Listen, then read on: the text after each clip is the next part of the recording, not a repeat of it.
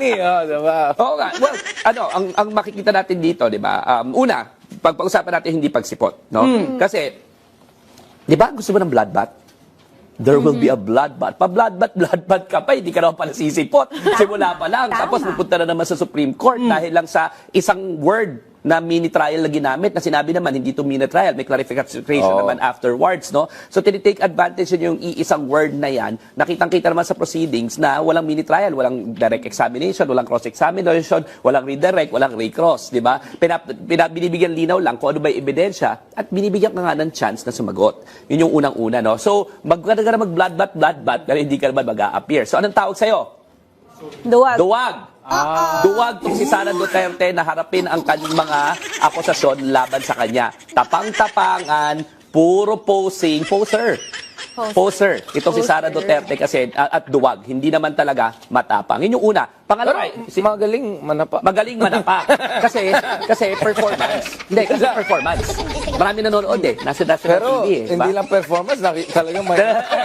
Nananapang talaga. Tinuluyan niya talaga Pero, ano yung sabi mo kanina, Richard? Ikaw nagsasabi, AMLAC. Actually, matagal na may inisip yun, di ba? Dapat noon pa, AMLAC goes up against any yung mga anomalous na mga pangyayari. Bakit, what is the legal process pa for them to get going? Napaka-importante nga dapat yan na follow the money, di ba? Follow the money. Yun yung purpose yung purpose ng AMLC, di ba? So, ang nangyari, di ba, pinasampina na ng House yung bank record, supposedly, tsaka yung AMLAC. No? So, makikita na natin dito, again, despite the fact, tinan mo, dati hiningi ko yung SALN ni Rodrigo Duterte tsaka Nung Sara. nakakulong pa siya.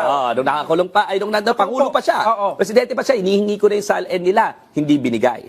Diba? Sabi, diba? Kasi yung ombudsman noon, napakagulo, si Martires. Hindi siya magulo. Ay, may ombudsman ba nun? Wala siyang ginagawa. Walang ginagawa. Parang walang figurine. Actually, hindi figurine pader. Pader. Kasi pinipigilan pa posisyon. No? Shock absorber.